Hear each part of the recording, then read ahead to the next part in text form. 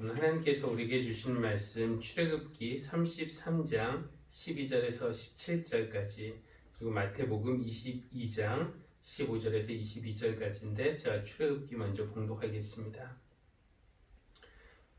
모세가 주님께 아뢰었다.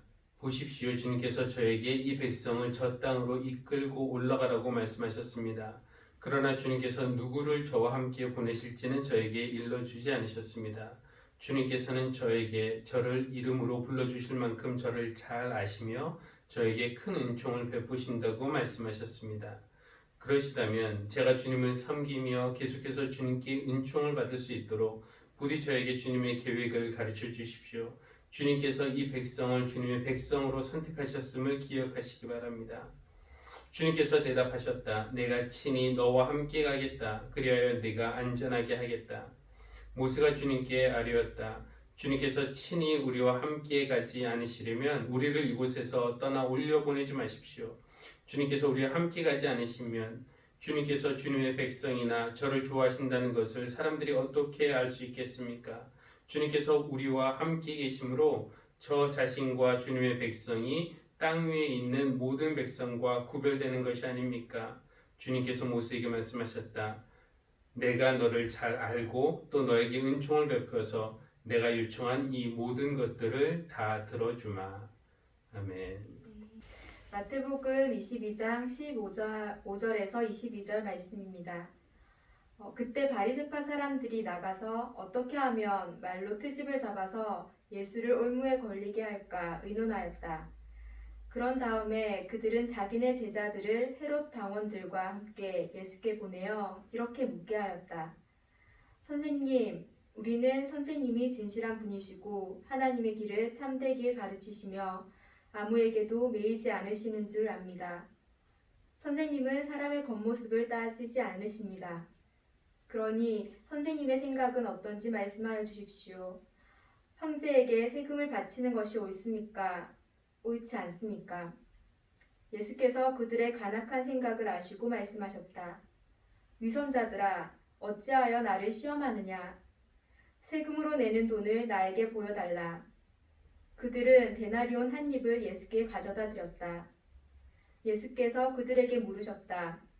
이 초상은 누구의 것이며 적힌 글자는 누구를 가리키느냐? 그들이 대답하였다. 황제의 것입니다. 그때 예수께서 그들에게 말씀하셨다. 그렇다면 황제의 것은 황제에게 돌려주고 하나님의 것은 하나님께 돌려드려라. 그들은 이 말씀을 듣고 탐복하였다. 그들은 예수를 남겨두고 떠나갔다. 이는 우리에게 주신 하나님의 말씀입니다. 하나님 감사합니다. 공과 사를 구별하지 못해서 어려움을 당하는 경우가 종종 있는 것처럼 내 것과 네 것을 구별하지 못해서 싸우는 경우들이 적지 않습니다. 우리는 내 것에는 혹시라도 다른 사람들이 건드릴까봐 내 것이라는 표시를 확실히 해둡니다. 물건에는 자기 이름을 쓰고 또 재산은 자기 이름으로 등록합니다. 그런데 우리는 곧 내 것이 아닌 것들까지도 내 것으로 여기고 내 것으로 주장하는 그런 실수를 저지르게 되는데 내 것, 네 것, 그리고 우리의 것을 잘 구별하지 못해서 관계를 망치는 경우들이 많습니다. 예를 들면 부모는 자식을 나의 것이라고 생각해서 내 뜻대로 어떻게 해보려고 하고 점점 커가는 아이는 내 인생은 나의 것이라고 하면서 자기 주장을 내세웁니다. 많은 목회자들이 교회는 자기의 것이라고 생각하는 그 실수 때문에 적지 않은 문제들을 일으키기도 합니다. 도대체 자식은 누구의 것이며 교회는 또 누구의 것입니까? 우리가 나의 것이라고 생각하는 것들을 더 깊이 생각해 보면은 사실은 나의 것이라고 주장할 수 있는 것들이 별로 없어요. 내 재산, 내 지식, 내 직업, 내 건강, 내 가족, 내 믿음, 내 인생, 심지어 내 생명까지 내 것이라고 생각했던 것들은 사실은 근본적으로는 하나님의 것이고 하나님이 선물로 주셨거나 잠시 우리에게 맡겨주신 것이다 라고 생각하는 사람들이 바로 우리 기독교인들입니다. 그리고 심지어 하나님이 나에게 선물로 주신 것이나 맡겨주신 것도 내 마음대로 쓸 수 있는 것이 아니라 하나님의 뜻에 맞게 사용해야 한다고 믿기 때문에 엄밀히 따지면 내 것이라는 것은 하나도 없습니다. 이런 이야기가 있는데요. 어떤 마을에 빵을 파는 사람이 있었어요. 아침마다 오븐에서 빵을 꺼내는 시간이 되면은 그 빵 굽는 냄새가 그 마을에 가득했습니다. 하루는 가만히 보니까 옆에 있는 꽃집 아저씨가 빵 냄새를 너무 좋아하는 거예요. 근데 빵은 거의 사지도 않고 매일 가게 앞에 나와서 빵 냄새를 맡으면서 좋아하는 그 아저씨를 보니까 약이 오른 겁니다. 그래서 고민하다가 빵 냄새 맡는 것도 돈을 받아야겠다라고 생각을 하고 어느 날 어김없이 꽃집 아저씨가 빵 냄새를 맡으면서 좋아하니까 빵집 주인이 이보시오, 빵 냄새값 내놓으시오 라고 했고 이 일 때문에 실랑이가 벌어졌습니다.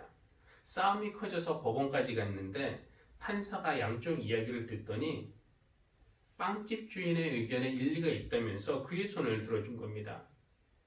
꽃집 아저씨가 지금까지 빵 냄새 맡으면서 좋아했으니까 100만 원을 지급하라는 거예요.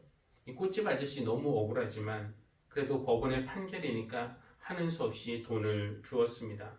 빵집 주인이 흐뭇하면서 돈을 딱 받으려고 하자 판사가 뭐라고 했는지 아세요?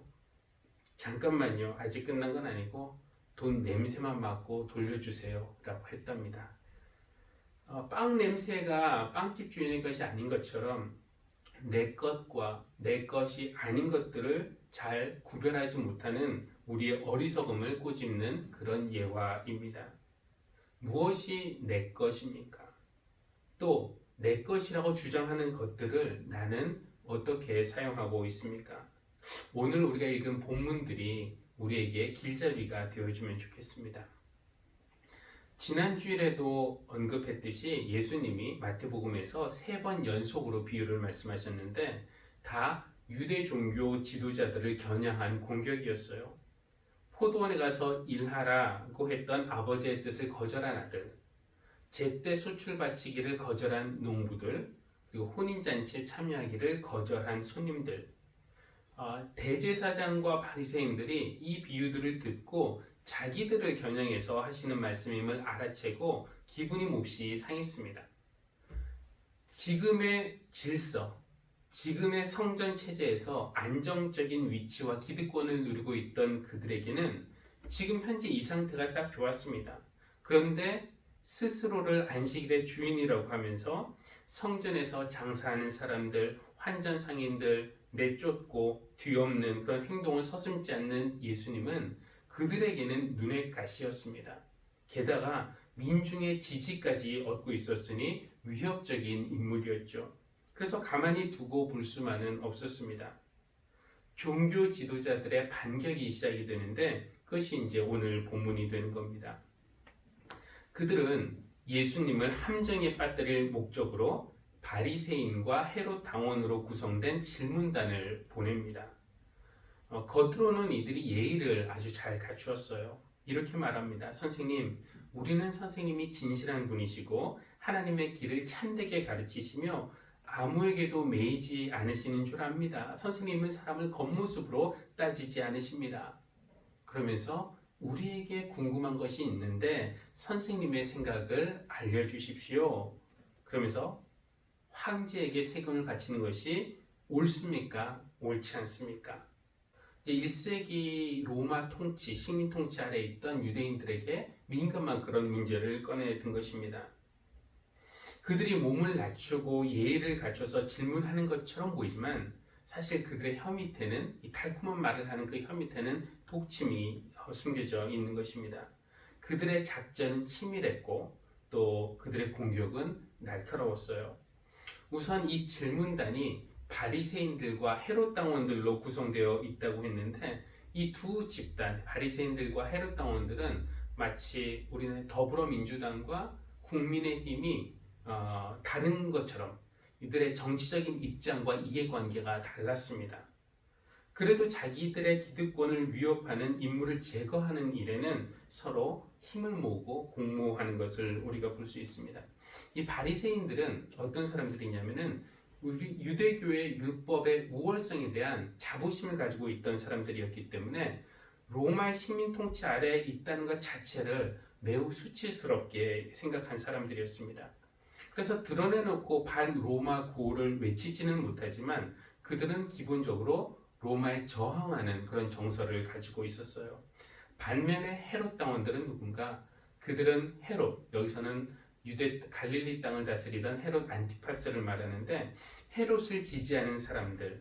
근데 헤롯은 국민 투표를 통해서 지도자가 된 사람이 아니라 로마 정부로부터 임명을 받아서 유대 땅을 다스리던 사람이었으니까 당연히 그들은 친로마적입니다. 반로마 성향의 바리새인들과 친로마 성향의 헤롯 당원들이 함께 온 이유가 여기에 있습니다. 만약에 예수님이 황제에게 세금을 바치는 것이 옳지 않다라고 했다면은 그러면 헤롯 당원들은 그를 로마에 대해서 반역하는 사람이라고 고발했을 것이고, 만약에 바쳐라 이렇게 하셨다면은 이번엔 바리새인들이 그를 매국노로 몰아세웠겠죠. 어떻게 대답을 하든지 예수님 입장에서는 지는 게임이었습니다. 세금을 내는 것이 옳다 혹은 세금을 내지 않는 것이 옳다, 둘 중에 하나로 대답하셨다면은 그 다음날 뉴스 헤드라인에 언론에 이렇게 나오겠죠. 나사렛 예수 로마에 반역하다, 혹은 나사렛 예수 유대 민족의 자부심을 훼손시키다. 어떻게든 이제 나쁜 쪽으로 나오게 되는 겁니다. 그러면은 백성의 지지는 떨어질 것이고 그들은 더 이상 예수님을 위협적인 존재로 여길 필요가 없었을 겁니다. 그러니까 아주 잘 짠 그런 작전이라고 할 수 있습니다. 그러나 예수님은 그들의 간악한 생각을 미리 아셨고, 그러면서 그들에게 세금 내는 돈을 보여달라고 말씀을 하셔요. 그들이 이제 한 데나리온을 가지고 왔는데, 데나리온은 그 유대인의 화폐가 아니라 로마가 식민지로부터 세금을 징수하기 위해서 만든 로마의 공식 화폐였습니다. 그러니까 로마에서 만들었으니까 그 동전에 로마 황제의 초상과 글귀를 새겨 놓았습니다. 데나리온에 어떻게 적혀 있냐면은 티베리우스 황제, 거룩한 아우구스투스의 존엄한 아들.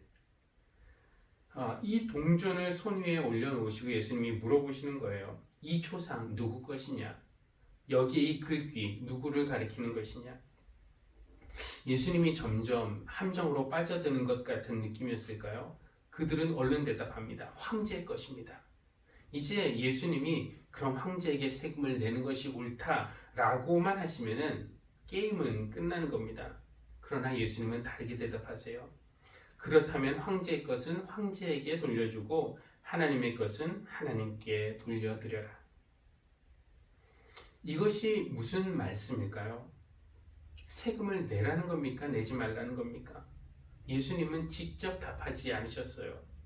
황제의 것은 황제에게, 하나님 것은 황제에게 돌려드려라. 이렇게 사실은 명령형으로 말씀하고 있지만 이것은 질문이라고 봐야 할 것입니다. 무슨 질문인가? 당신은 황제의 것과 하나님의 것을 분별하면서 살고 있는가?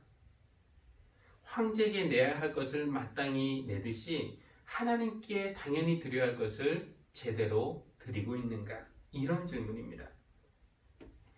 예수님의 질문은 오늘 우리에게도 답을 요구하세요. 여러분은 어떻습니까? 여러분은 세상에 돌려줘야 할 것과 하나님께 드릴 것을 분별하면서 살고 계십니까? 우선 황제의 것을 황제에게 준다는 것, 황제가 우리가 이 땅에서 우리가 사는 이 땅의 정부를 의미한다면은 우리는 뭐 세금을 내야만 하지 내느냐 마느냐 선택이 없습니다. 그래서 황제의 것을 황제에게 주는 것에는 큰 문제는 없어요. 물론 주기 싫은, 세금을 내기 싫은 마음은 있겠지만 어쨌든 내야 되는 거니까 큰 문제는 아닙니다. 문제는 하나님의 것을 하나님께 드리는 것입니다. 이것은 강제가 아니기 때문에 우리에게는 영적인 도전을 줍니다. 우리는 물어보죠. 그러면은 무엇이 하나님의 것입니까? 황제의 것에는 황제의 초상이 찍혀 있듯이 하나님의 형상이 찍혀 있는 것이 바로 하나님의 것, 하나님의 형상이 찍혀 있는 모든 것은 하나님의 것이라고 말할 수 있습니다. 우리는 하나님의 형상대로 창조되었다는 것이 바로 성경의 증언입니다.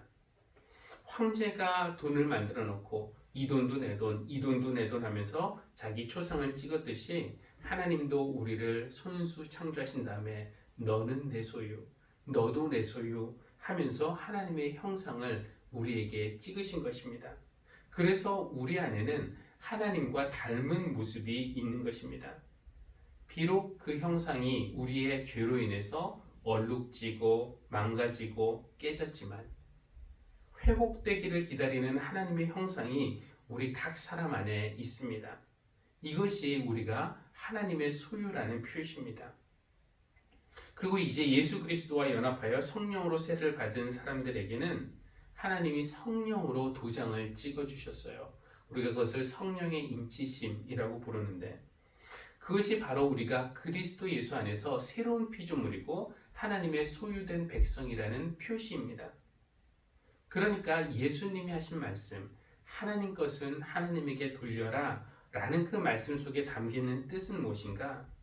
너희가 하나님의 형상으로 지음받지 않았느냐? 그렇다면 너희 자신을 하나님께 돌려드려라. 이런 것입니다. 우리는 우리가 하나님의 소유임을 인정하고 우리 자신을 하나님께 드려야 합니다. 하나님은 당신의 소유인 우리를 다른 어떤 것에도 빼앗기기를 거부하십니다. 싫어하세요. 우리가 부족하든지 온전하든지 하나님의 형상이 새겨진 우리를 하나님께 드리기를 원하시는 겁니다. 나의 모습, 나의 소유, 주님 앞에 모두 드립니다. 이런 고백에 근데 물론 이런 고백이 아름답지만 이런 고백에 문제가 전혀 없는 것은 아닙니다. 무슨 말이냐면 우리 자신을 드린다, 우리 삶을 드린다, 우리 생명을 드린다 라는 말은 좋지만 너무 추상적이에요. 때로는 추상적인 말이 멋있고 감동적으로 들릴 수 있긴 하지만 구체적으로 무엇을 드리겠다는 건지, 내 삶을 드린다는 것은 구체적으로 무엇을 드리겠다는 건지 분명하지가 않습니다. 그러니까 이거는 아무것도 안 드리겠다는 것과 별반 차이가 없습니다. 우리가 우리 자신을 어떻게 구체적으로 하나님께 드릴 수 있을까요? 하나님 것을 하나님께 드리라는 것은 헌금을 제대로 드리라는 것입니까? 시간을 들여서 교회에서 봉사하라는 것일까요? 물론 그럴 수도 있지만 저는 여기서 아까 우리가 읽은 출애굽기 33장에 나오는 모세의 이야기를 한번 보려고 합니다. 모세가 시내산에 올라가서 하나님의 계명을 받는 동안 이스라엘 백성은 모세가 이제 없으니까 지도자의 부재에서 오는 불안감을 견디지 못하고 눈에 보이는 뭔가가 필요했어요. 그래서 금송아지 형상을 만들어서 그 앞에 제사를 드렸습니다. 나 외에 다른 신은 섬기지 못한다고, 심지어 나를 섬기는 의도라고 하더라도 어떤 형상으로도 우상을 만들지 말라고 하면서 십계명을 주신 것이 방금 전인데 그렇게 빨리 하나님을 떠나 하나님의 계명을 어기다니요.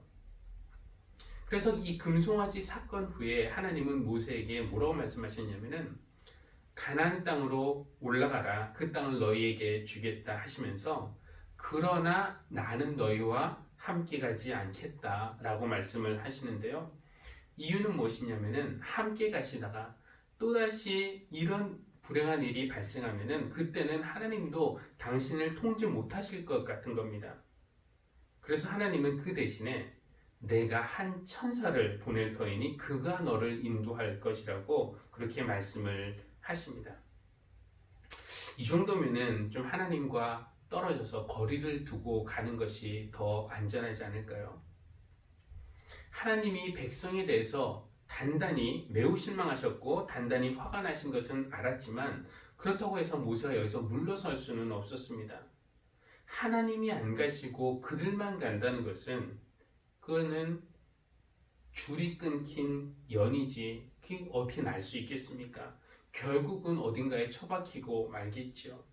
그래서 모세는 하나님에게 자신들과 동행하셔야 한다고 설득을 하는데요.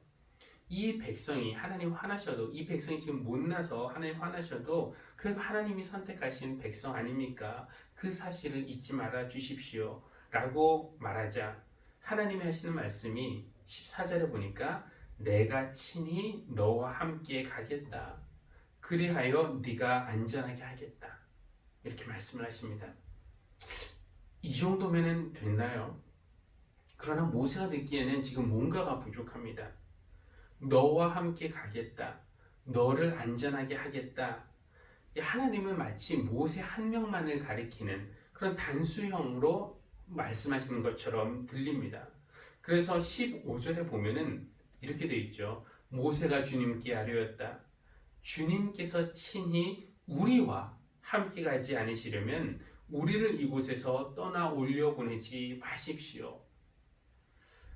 제게는 이 부분이 이제 인상적입니다.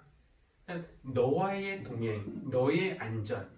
모세는 하나님에게 이런 것은 보장을 받았습니다. 그러나 모세는 그것으로 충분하지 않았습니다. 나가 아니라 우리를 강조하고 있습니다. 16절 주님께서 우리와 함께 가지 않으시면 주님께서 주님의 백성이나 저를 좋아하신다는 것을 사람들이 어떻게 알겠습니까? 주님께서 우리와 함께 계심으로 저 자신과 주님의 백성이 땅 위에 있는 모든 백성과 구별되는 것이 아닙니까? 그런 설득 후에 하나님은 17절에서 네가 요청한 이 모든 것을 다 들어주마 하시면서 마음을 바꾸시고 백성과 동행하시기로 결정을 하십니다. 모세는 이미 지금까지 여러 차례 백성에게 비난과 원망과 불평의 표적이 되었습니다. 그리고 앞으로 40년 광야 생활하는 내내 백성 때문에 마음고생을 하게 될 것입니다. 그럼에도 불구하고 미운 마음 들 수 있는 백성이지만 그들을 위해 하나님 앞에 자신을 드리는 것. 여러분 단단히 화가 나신 하나님 앞에 나서는 것이 결코 모세 입장에서도 안전하거나 쉬운 일만은 아니었을 겁니다. 그럼에도 불구하고 자신을 백성을 위한 화해의 도구, 평화의 도구로 드리는 모세가 있었기 때문에 하나님과 백성의 동행은 끝까지 이어질 수 있었습니다. 저는 이것이 우리 각 사람이 또 우리 교회가 하나님께 드려야 할 모습이 아닐까라는 생각이 듭니다. 교회를 향한 사회의 비난은 때로는 도가 지나치다라는 생각이 들기도 합니다. 물론 우리가 진지하게 받아들여야 할 비판의 내용이 없는 건 아니지만 감정적으로 교회를 무조건 멸시하고 조롱하는 소리를 들으면은 저도 사람인지라 세상을 위해서 축복하고 싶은 그 마음이 사라집니다. 그러나 그럴 수는 없어요. 우리가 복의 통로로 부름을 받은 사람들이라면 하나님이 이 나라에서 멀어지시지 않도록 이 나라가 줄 끊긴 연이 되지 않도록 하나님께 우리 자신을 평화의 도구로 드려야 하지 않겠습니까? 자기 자신을 하나님을 위해 드린 사람이 받을 수 있는 가장 큰 복은 하나님과 동행하게 되는 것입니다. 그리고 하나님과의 동행, 하나님이 우리와 함께 하시는 것보다 더 중요하고 더 좋은 것은 없습니다. 복음을 위해서 우리 자신을 하나님께, 평화를 위해서 우리 자신을 하나님께, 또 교회와 우리 교회와 나라를 위해서 기도하는 우리의 모습을 하나님께 드립시다. 여러분, 황제의 것은 황제에게 돌려주십시오. 그러나 우리는 우리 자신을 하나님께 드립시다.